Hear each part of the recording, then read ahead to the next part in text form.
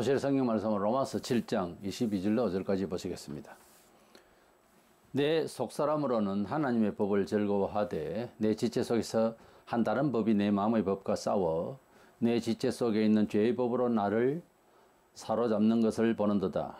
오라 나는 곤고한 사람이로다. 이 사망의 몸에서 누가 나를 건져내랴. 우리 주 예수 그리스도로 말미암아 하나님께 감사하리로다. 그런즉 내 자신이 마음으로는 하나님의 법을 육신으로는 죄의 법을 섬기노라. 아멘. 우리 대한민국의 주적은 북한입니다. 그런데 우리 자신이 스스로에게 어떤 사람인가 하는 점을 고려하려고 합니다. 그리스도인으로서 그러면 영적으로 주적이 누구냐? 타인이나 어떤 다른 사상이나 이런 것이 아니고 바울이 본문에서 괴로워하고 있는 바로 새로운 자아와 다투고 있는 본성의 자아, 곧 영적으로 그리스도인의 주적은 자기 자신이라고 할 수가 있습니다. 그래서 나의 주적이라 이런 주제로 말씀을 나누고자 합니다. 먼저는 하나님 백성이 된다고 하는 성도가 되면은 반드시 처음부터 계속해서 아니 죽는 날까지 하나님을 믿는 믿음의 사람인 자아와, 그러니까 속사람인 새로운 자아와 본성적인 자아의 갈등이 계속되고 있어야 되고, 또 그런 갈등을 느껴야 정상인 것입니다. 우리가 그리스도인이 되면은 무조건 다 좋다 그런 것이 아니고, 아무리 큰 은혜를 받고 속죄함이 확신이 와도 이 세상을 살아가면서 하나님의 뜻대로 살아가려고 할 때 본성이 나를 그렇게 쉽게 하나님 뜻대로 살 수 있도록 하질 않습니다. 그때 이제 고통이 오고 갈등이 심화되는 거죠. 이것을 대변하는 갈라디아 5장 17절에 보면 육체의 소욕은 성령을 거스르고 성령은 육체를 거스르나니 이 둘이 서로 대적하므로 너희가 원하는 것을 하지 못하게 하려 함이니라 그랬습니다. 육체의 소욕, 이것은 본성을 말해요. 성령의 소욕은 하나님을 믿게 된, 믿는 그 믿음의 속사람의 의지입니다. 이것이 서로 대적을 하고 있다, 갈등한다 그 말이에요. 본문 23절에 내 지체 속에서 한 다른 법이 내 마음의 법과 싸워 그랬어요. 한 다른 법이 내 마음의 법, 내 마음의 법이라 하면 하나님을 믿고 의지하려고 하는 신앙심을 말해요. 그래서 속사람인 내 마음의 법과 한 다른 법, 그러니까 육신적으로 이제 예수 믿어야 그것이 확신이 되어지죠. 이 본성의 육신적인 이제 법이 하나님을 잘 믿으려고 하는 나를 사로잡는다, 그리고 싸운다, 이런 뜻입니다. 예수를 믿어도 이런 갈등이 없다면은 약간 문제가 있는 성도입니다. 왜냐하면 하나님의 말씀을 온전히 믿지 않든지 무슨 수가 있습니다. 하나님을 온전히 믿으면은 의외의 경험을 하는데 일상에서 정서상 그렇게 경험하지 못했던 영적 그런 시험을 받아요. 마귀가 하나님의 자녀다움으로 계속해서 진력을 다해서 그것도 열심을 가지면은 방해를 합니다. 정신적으로요. 외부 환경적인 이전에. 그래서 큰 갈등이 올 수도 있어요. 그때 우리가 이 바울이 괴로워했던 이 시점에서 어떻게 해야 되는지를 생각해야 된다 그 말입니다. 사도 바울은 이러한 갈등이 있을 때 고린도전서 15장 31절에 형제들아 내가 그리스도 예수 우리 주 안에서 가진 바 너희에 대한 나의 자랑을 두고 하노니 나는 날마다 죽노라 그랬어요. 바울은 본성적인 자아가 어떤 면에 있어서는 성령 충만하고 능력이 충만한 사람인데 무슨 본성적인 죄성이 그를 괴롭게 할까 이래 싶어도 그렇지 않습니다. 우리 세상에서 목회자로서 혹은 봉사로서 또 신령한 소리를 좀 많이 듣는 사람이라고 해서 그 사람은 죄와 상관이 없는 사람인가 이렇게 생각하기가 쉽고, 또 교주들은 오버해서 자기를 그런 식으로 표시를 한다든가 그렇게 말하죠. 그러나 신령할수록 시험이 더 많아요. 그걸 아셔야 됩니다. 하나님을 정말 가까이 하면 할수록 악한 사탄의 시험이, 그 공작이 더 심화될 수 있어요.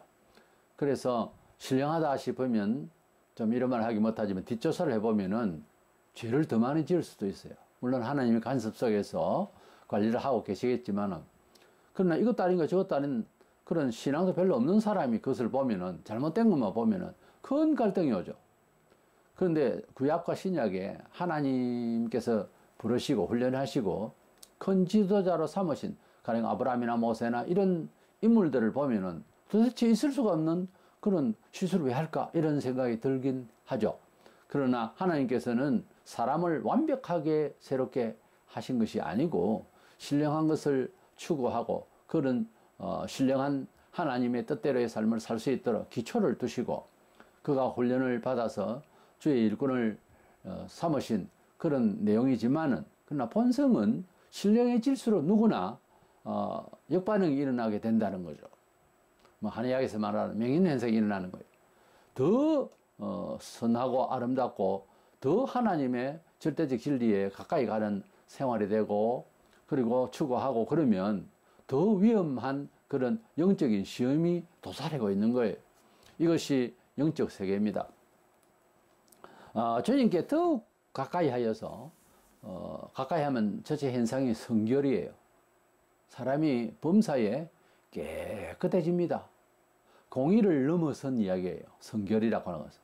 그래서 하나님 앞에서 우리가 무슨 말을 할 때는 영적인 상태에 따라서 그 말이 생성이 되어지고 나오고 그럽니다. 물론 우리가 양해를 구하고 소고를 쓰겠습니다 이렇게 말을 할 수도 있고 본성적으로도 혹 이렇게 실언을 할 수가 있습니다. 그러나 위급한 상황이나 큰 난관에 부딪혔을 때 반응하는 게 본선적인 그 자아의 정도, 성찰의 정도를 말해요. 그러니까 환난을 당해보지 아니하고는 잘 모릅니다. 돈을 얼마나 좋아하는가 하는 것은요, 내기를 하거나 화투를 치보면 안다고 그러잖아요. 사람 속 사람의 그 정서가 어떤지는 참 알기 어려운데 환난이나 극한 상황이나 특별한 어떤 계기가 있어야 그래서 아주 대처하는 순간적 본성을 볼 때에 그 사람이 일상에서 어떤 마음으로 살아가는가 하는 것을 볼 수가 있죠. 템포가 좀 느리고 이제 평화로운 이런 때에는 예의를 다 지키면은 매끗하게 보이죠, 사람이.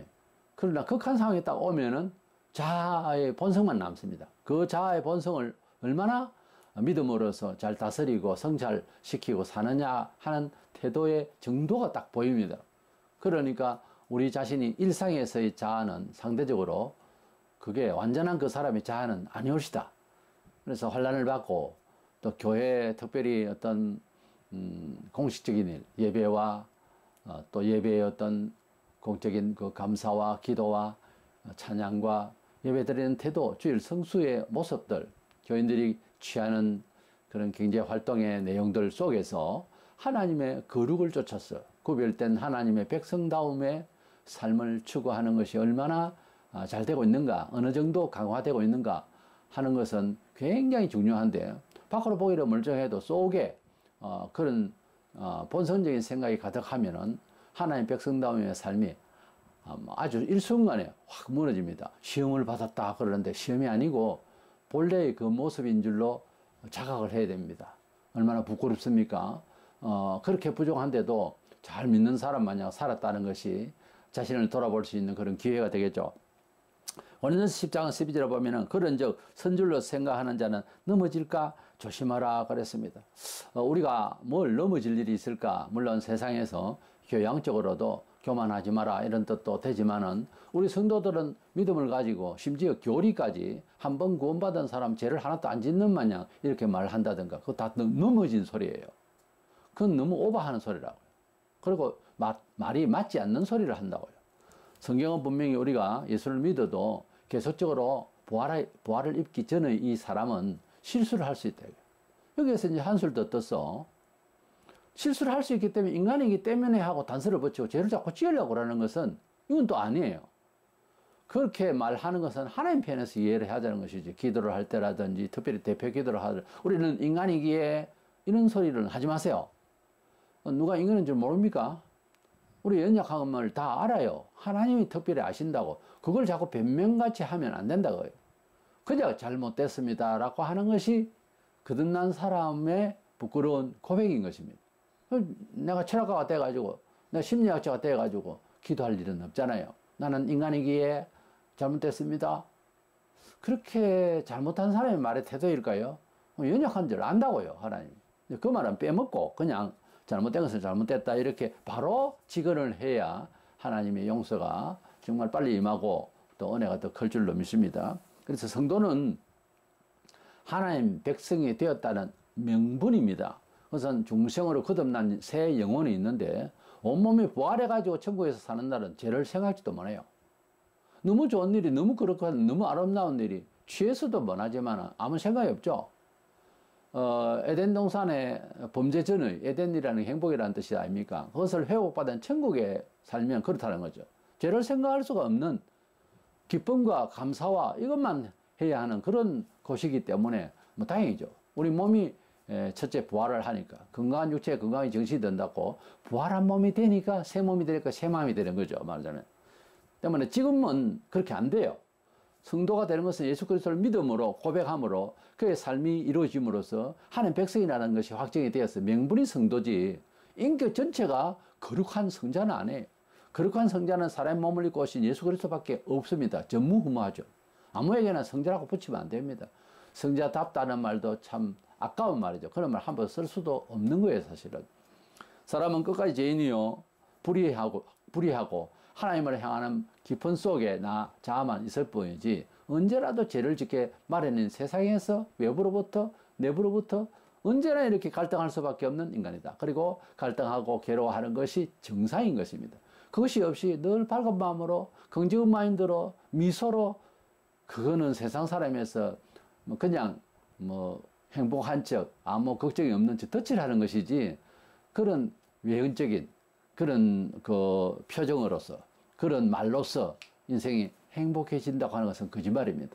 우리는 하나님 앞에서 너의 기쁨을 슬픔으로 너의 즐거움을 괴로움으로 바꿔야 되는 그런 성경의 야고보서의 말씀대로 우리는 하나님 앞에서 우리 자신이 본성적으로 잘못되어 있고 세상을 더하고 그런 집단 체제에서 살기 때문에 굉장히 괴로운 겁니다. 하나님의 뜻대로 산다는 귀한 마음이 살려고 하는 귀한 마음이 이런 내 자신과 그리고 외부로부터 도전되어지는 일들과 부딪히면서 살아갈 때에 어찌 그게 편한 겁니까? 상당히 힘든 겁니다. 그래서 그리스도인은 앉아나서나 기도할 때 인상을 팍 쓰거나 간절하려고 할 때 대부분 그렇게 되죠. 멍청하게 어린이처럼 사진들도 보면 아기가 이렇게 손 모아가지고 기도하는 모습이 아주 평화로운 것 같아도 기도는 평화를 얻기 전에 하는 일이기 때문에 괴로움의 인상으로 그림을 그려도 해야 되고 태도를 취하는 게 맞아요. 주여 나는 죄인입니다. 이게 마치 주여 나는 죄인이에요. 이런 유아티하게 한다는 것은 말이 안 되는 거예요. 은혜를 받을 자세가 아니라고. 우리가 하나님 앞에서 은혜의 영광스러운 부활의 영광을 받기 위하여 십자가의 형격을 받으신 주님처럼 우리가 어떤 잘 되기 위한 하나님의 은혜의 약속의 말씀에 효력을 발휘하려면은 우리 본성의 자아를 직시하고 회개하고 다스리고 그리고 심지어 저주까지 하면서 우리 자신을 정말 자아를 비하시키는 솔직하게 내놓고 하나님의 거룩 앞에서 하나님의 빛 앞에서 어둠의 모습을 그대로 정체를 그대로 내 모습 이대로 내놓고 괴로워하고 아파하는 모습이 바로 은혜와 평강과 생명과 기쁨을 얻을 수 있는 기초가 되는 거예요. 그래서 이것을 아셔야 됩니다. 그래서 성도는 두 종류의 자아가 있다 하는 것을 뚜렷하게 고백할 수 있고 부끄러워할 것이 아니라 확실하게 말할 수 있는 자가 되어야 하는 것입니다. 바로 본성의 자아가 주적이라는 거죠. 우리 본성의 자아를 어떻게 하면 이길 것이냐는 거예요. 두 번째 생각하는 것은 속죄의 그리고 일상의 죄의 모든 해결책은 예수께 있습니다. 사람이 자기를 깊이 돌아보면 불신자라도 낭망을 할 정도로 그렇게 못난 것이 인간이 올시다. 그래서 여행을 하면서 혹은 명상의 시간을 가지면서 그리고 일을 하다가도 좀 잠시 쉬면서 자기를 돌아보면 참 낙심할 수밖에 없는 상대적으로 많이들 생각하겠죠. 나보다 더 잘된 사람 앞에, 나보다 더 잘 사는 사람 앞에, 나보다 더 학습이 많은 사람 앞에 자꾸 상대적으로 생각하면 빈곤의식이 생기게 되고 또 이렇든 저렇든 열심히 살아가는 과정에서도 왜 이렇게 고달픈가 인생이 허탈하게 되고 그렇게 되는 거죠. 이것을 이제 우리가 일상에서 경험을 불신자들도 다 하게 돼 있습니다만, 신자로서는 뭐 이중적입니다. 자, 세상적으로도 뭐 살아가는데 경제 활동가, 그리고 성실하게 살아야 되겠고, 순발력 있게 살아야 되겠고, 학습해 가면서 살아야 되겠고, 지식 정보 시대에서 또 모르면 또 꼰대 소리 듣거나 또 무식한 소리를 듣습니다. 옛날에는 뭐 몰라도 그만인데 요즘은 여러 가지 생활 방편이 지식을 필요로 해요. 들어야 되고 알아야 되고 내용은 어느 정도 알고 있어야 됩니다. 상품 하나도 내가 취급을 하지 않아도 어떻게 돌아가고 있다는 것쯤은 알아야 되는 거예요. 그렇게 알지 못하고 살면은 뒤처지는 거예요. 거기다가 하나님의 백성다움의 삶의 태도죠. 거룩화, 그리고 정의와 공의, 그리고 선을 베푸는 것까지 희생과 이런 게 다 동원돼야 되는 게 하나님 백성의 삶이다가 보니까 이중적으로 고통이 옵니다. 그래서 이 세상에 살아가는 동안에 그리스도인만큼 고통스러운 사람이 있을까? 그게 뭔 말인가? 역설적인 이야기지만은 그리스도인이 참 좋다. 그래, 혼자는 좋겠지. 그렇게만 살면은 잘 믿는 것 같아도 그것이 아닙니다. 80년대 이후로 좀 잘 살게 되고 이러다 보니까 교회 사회가 어떻게 변해버렸냐면 남을 위하여 하나님 백성다움의 표징을 위하여 나의 삶을 아주 옥기설림이고 조심스럽게 살아야 되는데 자기 중심인 거예요.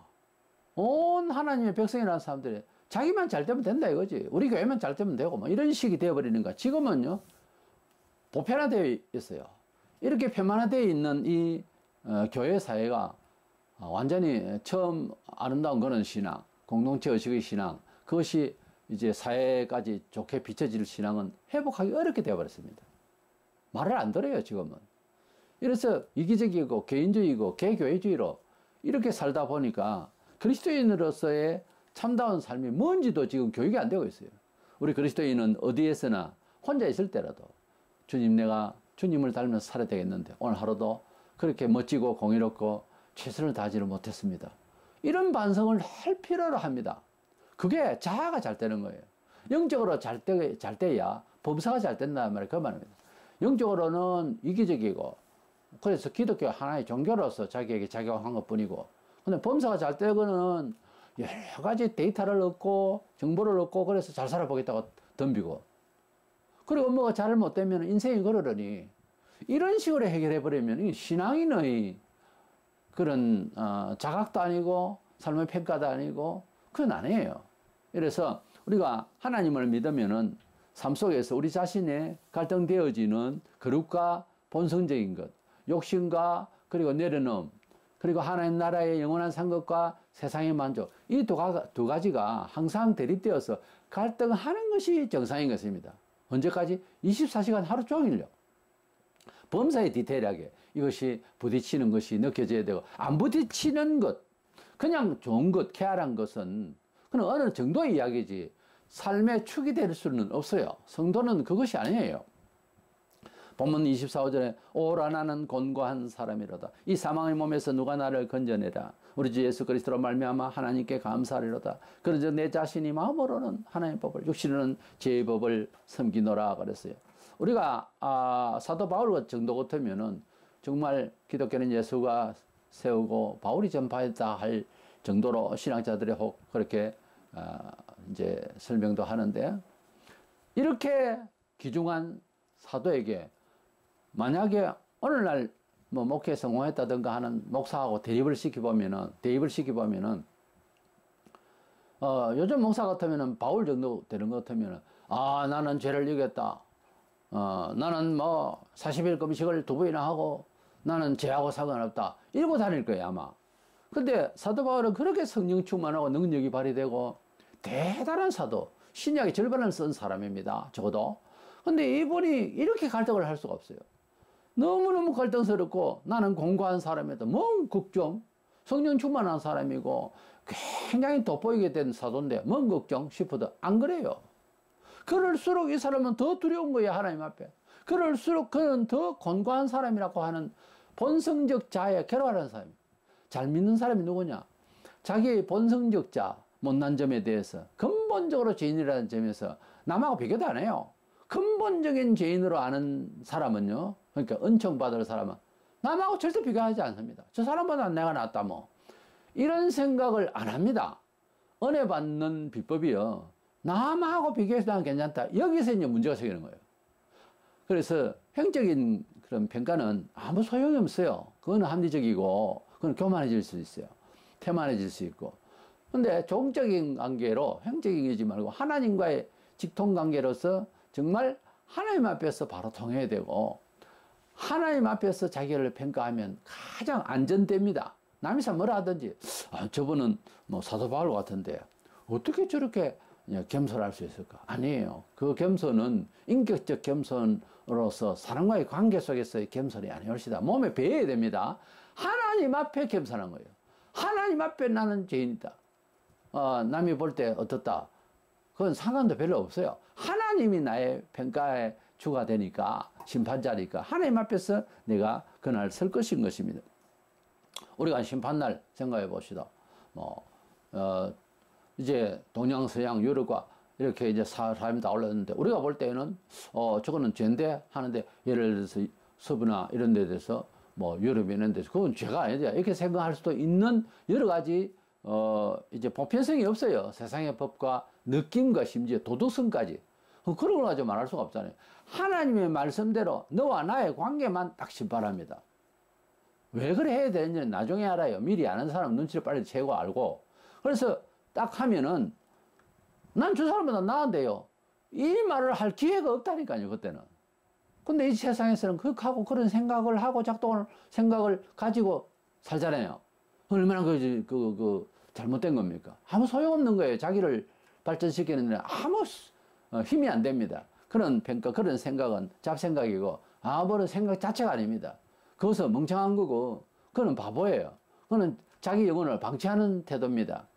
그런 생각 자체를 버렸어요. 그 생각 척에도 들어가지도 않습니다. 그래서 바울은 너무도 유명한데도 그가 하나님 앞에서 갈등하고 있었던 모습을 봅니다. 바울은 이어서 확실하게 속죄의 길을 말합니다. 로마 8장 1절 2절에 그러므로 이제 그리스도 예수 안에 있는 자에게는 결코 정죄함이 없나니 이는 그리스도 예수 안에 있는 생명의 성령의 법이 죄와 사망의 법에서 너를 해방하였으며, 여기 본문에 보면은 예수 안에 들어있으면은 죄가 없다. 이것은 하나님이 우리와의 관계 속에서 무죄 선언을 할 수 있는 조항일 뿐이에요. 그렇다는 겁니다. 그렇다는 걸 우리가 이제 반응을 그대로 고백을 한다고 속죄가 된 게 아니라니까요. 불신자들 지금 이 이야기를 하면 들었잖아요. 아, 그런가? 이런 거지. 이것이 해결이 되려고 하면 뒤에 보면 성령의 법이라는 게 나와요. 성령의 감화로, 감동으로 예수께서 내 죄를 속죄함이 이루어져야 된다니까요. 이게 한국교회가 안 돼가지고 예수 믿는다고 하는 것이 교주를 따라가는 정신으로. 그래서 성령의 감화로 자기가 죄를 속죄해 주시는 것을 경험이 전혀 안 되어지고, 나는 믿으니까는 속죄했겠지 이러고 있는, 속죄했겠지가 아닙니다. 천국에 있겠지도 아니고요.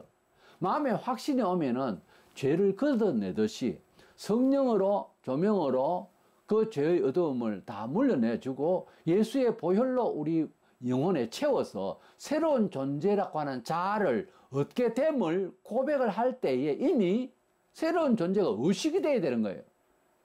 그래서 그것이 있으니까 제된 세상을 바라보거나, 또는 내가 세상을 살면서 아니 혼자 있더라도 내가 제된 생각이 되거나 본성적인 것이 올 때에는 갈등이라는 게 생긴다고 말해요. 그런 믿음의 경험이, 흔적이 안 되니까 갈등이 안 되는 거야. 그래서 갈등이 되는 사람이 되기 위해서는 성경에 말한 1차적으로 예수님을 구주로 믿는 것부터 시작해서, 구속주로 믿는 것부터 시작해서 성령의 작용을 받아야 되는 거예요. 성령의 법으로 된다고 그랬잖아요. 성령의 법으로 죄와 사망의 법에서 너를 해방하였음이라 그랬지. 예수를 구주로 고백하면은 죄와 사망의 법에서 해방되나? 갑자기? 아무 경험 없고? 아닌 거예요. 우리가 낙심할 때마다 할 수 있는 일은 불신자는 술을 마신다든가, 또는 준비가 되어 있으면 여행을 한다든가, 이래서 뭔가 회전을 좀 시켜보고 그런 생활을 우리가 또 많이들 하죠. 그래서 우리 영혼을 케어한다고 하는 것은 물리적인 것이나 이런 것이 아니고, 사실은 이렇게 뭔가 외부적으로도 환경적으로도 보이고 듣는 것이 좀 많을 때에 약간의 감각을 줘서 영혼을 깨우는 정도는 돼요. 그러나 완전히 고치는 것은 죄로 말미암아서 방황하고 있고 약해져 있고 하는 것을 고치는 것은 예수 그리스도의 보혈밖에 없어요. 처음과 끝까지 그렇습니다. 말하자면은 예수는 그리스도다 하는 그 그리스도가 어디까지가 그리스도냐 하는 말이 있어요. 과거형으로 생각하는 사람이 있어요. 그런 사람은 그 다음 하나님의 백성으로서 살아가는 행위가 옳지 않으면 구원 못 받을 것이다 이런 생각을 해요. 그러나 예수는 그리스도라 할 때는요, 과거와 현재와 미래 끝까지 예수는 그리스도입니다. 그래서 우리가 살아갈 때에 처음 믿어서 구원받은 것뿐만 아니라 계속해서 속죄의 주가 된다는 것. 구약 백성들은 할례를 받으면 하나님의 백성이 됐어요. 그걸 끝나지 않습니다. 계속해서 제사를 드렸어요. 어떨 때마다 감사할 때도 드리지만 매일 죄를 지으니까 죄에 대한 대가는 짐승을 잡아서 피를 흘려야 했었어요. 이것을 계속 하다 보니까 그것이 제물을 드릴 때의 마음도 정성도 그리고 제물 자체도 깔끔해야 되는데 마음의 통회를 하면서, 근데 구약에도 내가 통회하면서 했어요. 그랬는데 이것이 형식화되니까 살찐 송아지는 자기가 먹고 다리 절고 하는 이런 양이나 바치고 이러니까 하나님께서 이러려면 하지 마라 그래 된 거예요. 그것을 참기를 다니엘서부터 보면 약 700년을 참았어요. 근데 한 1000년이 지나고 난 뒤에 거의 신약 시대 때 와가지고 예수 그리스도가 오셔서 성경은 말하기를 한 번 제물이 되셔서 죽으신 그 속죄 양이 평생 동안 우리가 제물을 드려야 했던 구약시대처럼 평생 우리가 죄를 지을 때마다 그분이 나를 위하여 또 오늘 또 죽으신 것처럼 된다는 거죠. 영원한 속죄 제물이라 그랬거든요. 그렇기 때문에 영원히 우리를 온전케 하시는 예수님이기 때문에 우리 영혼이 거듭나서 하나님 백성으로서 영원히 온전되었지만은, 온전한 영혼이 새로 생겼지만은 본성적인 죄로 말미암아서 우리가 영혼이 더러워지고 새로운 존재의 그 인격이 자꾸만 무너지거나 상처를 받거나 할 때에 이 죄를 걷어내야 될 것 아닙니까? 더러워졌는데 귀한 어떤 전자제품도 그렇지만 귀한 물건일수록 먼지도 좀 자주 닦고 그러잖아요. 우리 새로운 영혼이 너무나 귀하기 때문에 자꾸 닦아내야 되는 거예요. 늘 새로워져야 되는 거예요. 그것을 할 수 있는 것은 수양이나 교양이나 여행이나 뭐 술이나 이것이 아니라 예수 그리스도의 십자가의 보혈의 은혜가 계속적으로 효력을 발생해야 되는데, 회개되어지고 종교적 도덕성이 있어서 감성이 생겨서 눈물까지 흘리면서 이것이 실질적으로 일어나야 되는데, 입으로만 할렐루야 믿습니다 그런다고 해서 속죄가 됐느냐? 살아보면 알아요. 속죄된 것과 진짜 속죄된 것과 되지 않는 차이가 있어요. 그래서 우리 한국 교회가 약간 미신적인 게 있어가지고 감성적인, 굉장히 감성적이에요 우리나라 사람들이 특히. 그래서 그러니까 믿는다 하니까 뭐 되겠지가 아니라니까요. 그 믿음이 내게 체혈이 되어지고 이런 거구나, 이렇게 용서해 주셨다, 너무 마음이 가벼워졌다, 이렇게 돼야지. 그것이 없이 그냥 입으로 고백을 한다고 해서 오늘 또 지 언제가 용서 받았다, 그건 아니에요. 우리가 속죄를 다 받았다고 실컷 노래하고 찬송해도요, 요즘 그런 경우도 잘 안 나옵니다만 집회를 하잖아요. 설교를 깊이 들어가잖아요. 은혜를 받잖아요. 하루 이틀 사흘날 일주일 동안 보통 이상했죠. 한 며칠 되면요, 그냥 대성통곡을 하는 경우도 생깁니다. 그러면 며칠 전에 처음 집회를 할 때, 처음 설교를 들을 때는 그러면 용서받았다고 말 안 했나요? 했잖아요, 말은. 근데 진짜 용서받고 진짜 은혜 받고 진짜 참 영혼이 또 새로워지는 경험을 하게 되면 눈물이 안 날 수 없어요. 주님 이제는 살 것 같습니다. 이제는 내 속사람이 이제 몸짓을 하고 살 것 같습니다. 이런 마음이 생기는 거예요.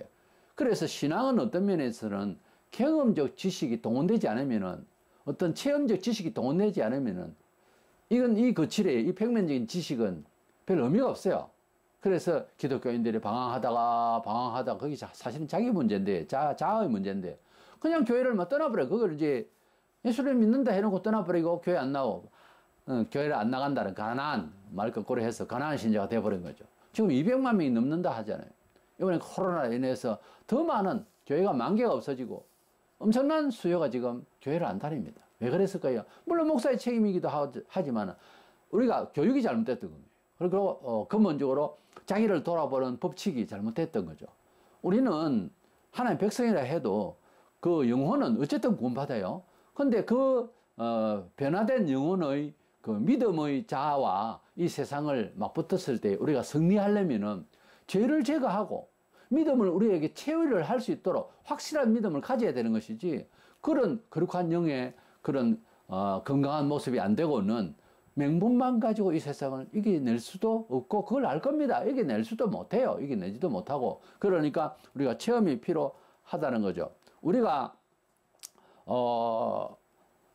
참 복된 것은 예수 그리스도께서 이미 십자가에 돌아가신 그 사건이요, 평생 동안 우리에게 은혜를 주시는데 어떻게 보정을 합니까? 로마서 4장 6절에서 8절에 보면은 이런 말씀이 있어요. 일한 것이 없이 하나님의 의로 여기심을 받는 사람의 행복에 대하여 다윗의 말한 바, 그 불법을 사하심을 받고 그 죄를 가하심을 받는 자는 복이 있고 주께서 그 죄를 인정치 아니하실 사람은 복이 있도다 함과 같으니라. 여기 일한 것이 없이 어렵다 체감을 받는 이 행복에 대해서 말했습니다. 그렇습니다. 그리스도인이 불신자와 특별히 다르게 종교적 의무를 잘해서 구원받는 거 아니에요. 우리는 하나님께서 이미 마련하신, 예정하셨다가 진짜 오셔서 메시아께서 우리를 위하여서 희생제물로 십자가에 돌아가셨습니다. 무지하신 분인데 우리 죄를 대신해서 형벌 받았다 이 말이에요. 그 한 번의 죽음이 영원토록 우리를 구원케 하니 우리가 그분의 이름을, 그분께 의지하며 그분의 공로를 의지해서 하나님께 회개하고, 뭐 돈 내라는 것이 아니잖아요. 회개하고 자기를 돌아보며 하나님 앞에서 정말 예수 그리스도를 주심을 감사하고 이렇게 하는 것이 평생 가는 건데, 이것은 정말 공짜로 얻은 겁니다. 정말 은혜로 받은 거예요. 이것이 바로 행복이고 축복이라는 겁니다. 이 본문에 보면은 정말 이 세상에서 가장 복된 사람이 누구냐, 행복한 자가 누구냐, 아무 일도 없이 선행이나 충성이겠죠. 이런 일도 없이 죄의 가리움을 받은 자는 복이 있다. 죄를 인정치 않는다. 죄는 죄예요. 죄라고 지금 죄를 지었다고 하는데 죄 아니다 이렇게 인정을 안 한다 이거야. 죄가 아니라고. 누가? 심판자가. 불신자들은 서로 그럽니다. 그게 어떻게 죄가 아니냐. 저 장로라 해도 집사라 해도 목사라 해도 저 사람 죄 짓는 거 봤다 이지. 그럼 너는 뭐 했냐고. 아 그러니까 다 죄인이 아니냐. 이런 식으로 끌고 들어가고 같이 죽자는 거지. 그 죄를 회개하려고 하는 게 종교예요. 그 죄를 회개하려고 하는 것이 모든 사람들의 활동인데, 정신적 활동인데, 어떻게 보면 교육조차도 그래요. 근데 그게 다 안 되고 예수 그리스도를 통하여서 속죄를 갖다가 오늘 또 하고 과거에도 했고 다음도 그렇게 해 주실 분이 예수 그리스도라는 거죠. 이래서 속죄와 우리의 영혼을 위해서, 영원한 영생을 위해서, 그리고 죄를 이긴다는 말은 해결을 하는 거예요. 어떤 면에 있어서 도전하는 죄도 이기려고 하는, 피해가려고 하는, 방어하려고 하는 힘도 있지만은 죄를 이미 지어졌을 때, 내 몸에 죄의 흔적이 기록되어 있을 때 이것을 지워주실 분도 예수 그리스도의 보혈이라 이거예요. 그래서 예수님은 어디까지 그리스도냐 하면 처음부터 끝까지 그리스도예요. 그래서 오직 예수 그리스도 밖에는 없다고 하는 사실을 바울이 그렇게 고백하고 있는 겁니다. 오라 나는 공고한 사람이다. 이 사망의 몸에서 나를 어떻게 건지겠나 이거지. 나도 안 되고 어떤 의사가, 어떤 학자가, 어떤 도인이 나를 훈계해서 하겠냐고. 그러나 예수 그리스도를 감사한다. 예수 그리스도로 말미암아 하나님과 우리 사이에서 사랑의 법칙이 있으니 누가 나를 건져내라. 오직 하나님의 사랑 가운데서 예수 그리스도의 보혈 안에서 나를 구원하시니 그리스도로 말미암아 하나님께 감사하리로다 그런 거예요. 그래서 우리는 하다못해 정말 입으로 고백이라도 예수는 나의 그리스도, 예수는 내 죄를 위해 돌아가셨습니다. 무단히 가만히 있다가도 그런 말이 자주 필요합니다. 왜냐하면 그런 정보를, 그런 하나님과 우리와의 관계 속에서 하나님이 이루어 놓으신 이 설정을 자꾸 까먹는 거예요. 왜냐하면 그런 법이 없다 이거지. 누가 내 죄를 대신하냐? 이게 마음에 들어 앉아 있기 때문에, 안 되기 때문에 말이라도 계속 하는 거예요. 계속하고 하나님의 말씀을 못 들으니까 내 입으로라도 말하면 내 귀에 가장 가까이 들리는 내 목소리예요. 귀가 가까우니까. 그 내가 듣는 거지, 내 말을. 그래라도 예수님은 내 죄를 위해 돌아가셨다. 무슨 우울할 때 예수님이 내 죄를 위해 돌아가셨다. 그리고 너무 한없이 막 벽에 부딪히는 것도 예수님이 이걸 해결하기 위해서 돌아가셨다. 자꾸 이렇게 돼야 되는 거예요. 되뇌이고 믿고 의지하면은 놀랍게도 변화를 얻을 수 있고요. 속죄함을 체험할 수 있고요. 좋게 길이 열립니다. 우리 예수님을 믿는다면서 과거에도요, 2000년 전에 내 죄를 위해 돌아가신 분이셨다. 그게 아니고 지금도 계속적으로 다음 죽는 날까지.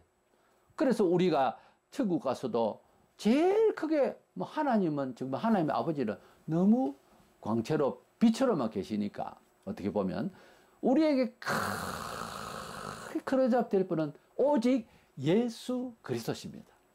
그 광채가 어마어마할 겁니다. 바로 저런 능력을 가지신 분이 내 죄를 위하여 돌아가셨는데 내 평소에 살면서 왜 그렇게 자꾸 낙심만 하고 살았을까? 그러니까 내가 방법을 드리잖아요. 자꾸 예수는 나의 구주다. 예수님은 이 문제를 해결하기 위해서 못 박혀 돌아가셨다.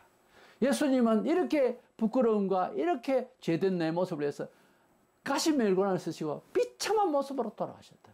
예수님은 왜 내가 소망이 없고 내가 희망이 없어 보이지? 아니야, 나는 희망을 가져야 돼. 이 희망과 소망을 위해서 주님은 부활하셨다. 주님은 성천하셨다. 나도 날라 올라간다. 주님은 재림하시고 천국을 나를 가게 하시려고 약속하셨다. 이렇게 믿고 있으면 나의 전생에 예수 그리스도 얼굴만 보여야 되는 겁니다. 하도 예수님 하다 보니까 바울은 내가 내 속에서 내가 사는 것이 아니고 내 속에 예수님이 사는 거라서.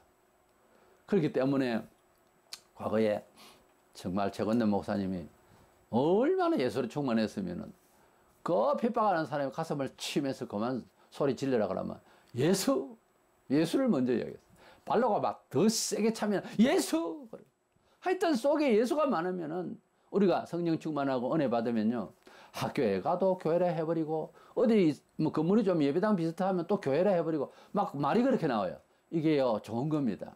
우리가 모든 것을 예수로 충만하게 한다고 에베소서에 말했거든요. 모든 만물에 있어서 예수로 충만하게 합니다. 하나님 은혜로 충만하고 예수로 충만하게 하려고 하는 것이 하나님 목적이에요.